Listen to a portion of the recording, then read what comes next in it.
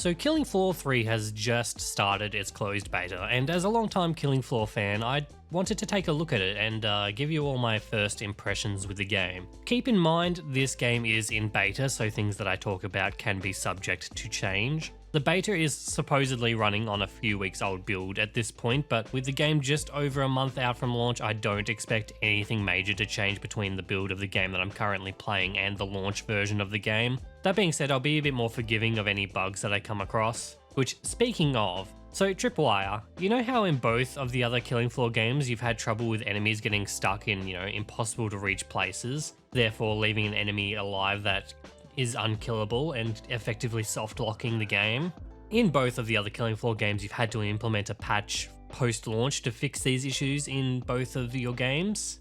Whether that be respawning the stuck enemy or just, automatically killing it after a certain amount of time of it doing nothing. Would you mind making sure you fix this bug before the launch of Killing Floor 3? Like I said, bugs are to be expected in beta, so I'm not too mad that I came across this, but if this makes it into the launch version of the game, I'll be pretty livid, I'm not gonna lie. So, Killing Floor 3. It's different, I'll give it that. Is it bad? No.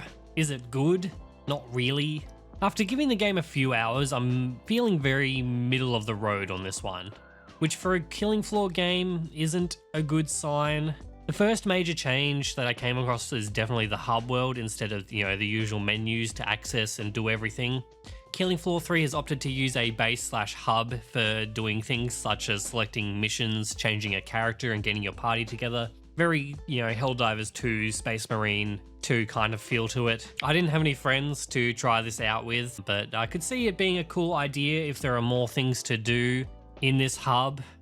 So far it's just kind of a bit more of a tedious way to just access menus and stuff. If they use the hub for more than just what is currently here at the moment. Like if there was kind of room customization or like little mini game stuff to do here, like take a page out of, Outlast Trials, make this hub worth engaging with a bit more. As I said, maybe there's not something here because, the game's in beta and the stuff's locked out at the moment. I don't know. Yeah, look, I could take it or leave it. I see what they're going for. I think it's fine. The next major and look, definitely one of the most controversial changes in Killing Floor 3 is the classes, or how this game is going to be calling them specialists. Like every Battlefield fan watching this video just got a shiver down their spine, and so they should, because unlike the other Killing Floor games, Killing Floor 3 is opting to have each individual character be their own class, rather than being able to pick any character and then play any class with the character you choose. What does this achieve? Fuck knows. Apart from, Foster, who's, the iconic Killing Floor character, the designs are very dull and the character personalities are all very generic or annoying. Look, Killing Floor fans will recognize these classes. The big difference this time around is that every class has an ultimate ability. Like the Firebug gets an AoE fire burst, the Sharpshooter shoots off a rocket that whizzes around the map. Like it's the whistle arrow that guy has from Guardians of the Galaxy. And Engineer gets whatever the hell this is. And look, I think the classes, they play fine. As far as gameplay goes, the general gunplay of this game feels kind of off. For some reason, a lot of the guns kind of feel like they are lacking that very kind of visceral punch that the other two games are well known for. Strangely enough though, this doesn't really apply to pistols, because the pistols in this game are the ones that feel the most satisfying to use and feel closest to actually packing that good punch that you want the high caliber weapons to do. In previous Killing Floor games, the limit to how many weapons you could buy was determined by their weight and how much your character could carry. This system has been thrown out completely for a typical 2 primary weapon and 1 secondary weapon loadout. Look, I'm not a fan of this, obviously. If the weight system was here, there really isn't much to choose from, weapons-wise anyway, because so far in Killing Floor 3, each specialist only has like 4 weapons to choose from this time around. Kind of the weapons are just kind of tiered by how powerful they are. And look, the weapon variety is pretty pitiful, but it is somewhat offset by how much you can customize your weapons. This time around, the game features a loadout system similar to, pick any Call of Duty game, you can customize the parts on all of your weapons, including what kind of ammo type the weapons use, such as explosive, flammable, blah, blah, blah. It's a decent idea, and it gives the players another progression path to work towards, kind of passively gain parts that you can use to unlock attachments for your weapons by playing the game. But I bet it would feel more rewarding if the guns felt better to use, or even looked good, because the gun designs in this game are pretty ugly. And I get that the game is going for a more futuristic sci-fi approach to everything, but it's a problem when I look at the guns and I cannot tell what they do. Like, is this a shotgun? Is this an SMG? I don't know until I actually pick it up and use it. And you know what also doesn't really look good? Z time. This is super disappointing. Like, one of the staples of Killing Floor is like sometimes the game will go into a slow-mo mode. This is hands down the worst implementation of the system we've seen so far. When Z time goes into effect, every single enemy will be highlighted in red. And you want to know what else is also red? Blood. So what's the point of having a gore system if you cannot see the gore in all its detail during the parts of the game where it should be at its most satisfying? I refuse to believe that not a single soul working on this game just didn't think of this. Like, are you kidding me? Look, movement also feels pretty strange during Z time because characters seem to just kind of move at normal speed during it. It's low on the list of the game's problems, but it also just kind of adds to the problem of Z time just not feeling good at all. Actually, movement in this game in general does feel a little weird, mostly due to the quick wind up on sprint, which I thought was kind of a mistake until I realized it's meant to like kind of act as a dodge, which actually is pretty helpful, but I just don't really like how it looks and how it feels.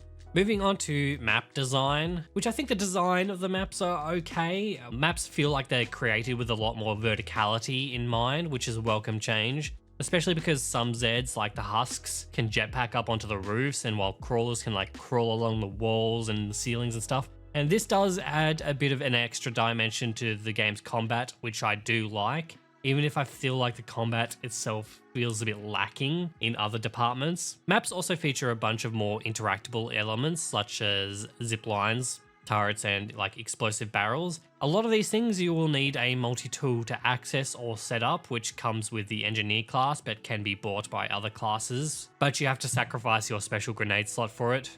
I call it the special grenade slot, but the slot also has, you know, door traps or enemy lures. I do like the door traps, but they do become a bit useless once the enemies have completely demolished those parts of the map. Oh yeah, this game does have some destruction in it. Bigger enemies like flesh pounds can just like break shit, and it actually looks really cool. Flesh pounds, they really don't like doors or door frames. So even if the doors haven't been destroyed, they will just destroy those hallways for like no reason, which is, I mean, okay, sure. Speaking of bigger enemies, you can now perform executions on, you know, Skrakes and flesh pounds. For some reason, they do not look good and they do not feel good to do. I think this game is trying to become like Doom for some reason, and I think you just need to turf this whole system. It's all just really kind of silly. We don't need this. The performance in this game is okay. It's not great. I've heard that a lot of people are having problems with how the game is running. I would hope that the game runs better, and it should run better by the time the game comes out, but you know, I'm not going to say that it definitely is going to. I don't really see any reason for the game to be running as bad as people are saying. For me, I found that turning the lumen option off helps the game run a little better, but the game doesn't really look good enough for the performance specs that it's asking for. I mean, the game doesn't look really bad, but it just doesn't look like it should be chugging the performance it should. And as far as the art style goes, the futuristic sci-fi isn't really doing it for me. It doesn't look bad, but from the 3 maps on offer, we're not really getting much variety in the way that the game looks. It's currently mostly just futuristic streets and hallways. You know, I would have liked to have seen, you know, a map that offered a bit more style compared to the 3 that we've got, because it just kind of feels a bit generic overall. You know, like in Killing Floor 2, one of the first, like the launch maps was Paris, which is like very open and it had a really good atmosphere to it. And so far, the atmosphere of the 3 maps we've got at the moment are all very samey. I just would like to see something just a bit more to show that the game is going to have a bit more variety on release. What we've got is not a good sign, and I'm hoping that the launch version of this game has a bit more going on. And look, the game just has a lot of visual noise to it as well. Like some of the generic Zeds can apparently spit stuff at you, which it took me a little while to figure out because the projectiles are so tiny that I could just barely see them. But stuff like fire and siren screams, which real quick, the siren redesign is really, really cool. I really like that. But like bile and everything else in this game, it just feels kind of overwhelming. And I get that sometimes this is meant to be the point, but the visual clutter is just a bit too much. And the thing that suffers the most because of this is the gore in the game, which I couldn't tell you if the gore system in this game is better or worse than Killing Floor 2 because I can't see it. The visual clutter mixed with the game's faster pace means that it's really hard to get a look at anything because I'm always having to move on to shooting the next thing just almost immediately.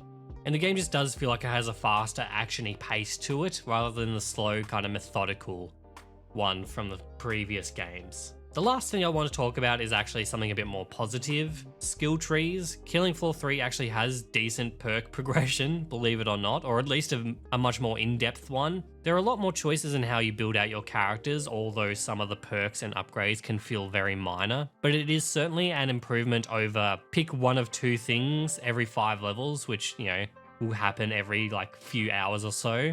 And now it's pick, you know, one of 2 or 3 things every level or 2. But you can also choose to spend your XP on leveling up perks multiple times. It really is, it's just better. Shame this system is currently attached to this game. Look, all in all, I expect Killing Floor 3 is going to piss off a lot of longtime fans of the other 2 games, and this mostly comes from the game attempting to acclimate itself to modern gaming trends rather than sticking to its roots and being more like the game everyone fell in love with to begin with. And I can't say that this game is all doom and gloom because the more I played of it, the more I was kind of enjoying myself, but even when this game is at its best, it does just feel kind of generic. It doesn't feel like I'm playing Killing Floor 3, it just feels like I'm playing any other cooperative like PvE experience, which is really just a damn shame. Look, that's all I have to say from now, and this is all just kind of coming from a couple of hours of playing the game during a beta. I have no idea how much more content is going to be in this game on release, whether there'll be new guns. I hope there's more guns, because right now the game's lacking. But for me, early signs are just not good, and I don't think I'll be picking this one up day one based on what I've played here. I don't think that this game is a complete write-off. There are some bits and pieces where I can see what the game is going for, but I really think that this is a game that needed to take on board some outside feedback before they got this close to launch, because now it is really just too late to change anything major, and I'm predicting that this will get a mixed to negative reception on launch. And I expect it to be a long time before they fix a lot of the biggest problems that this game has before I think the reception will turn around on this one. So that's it for this one. Thanks for watching the video. If you liked it, then give it a like. Even if you are new to the channel, then think about subscribing. Thanks to my YouTube members, Controlled Killer, Yellow, and Melodia. That's all for this one. I'll leave it at that. I will see you all soon. Have a good one.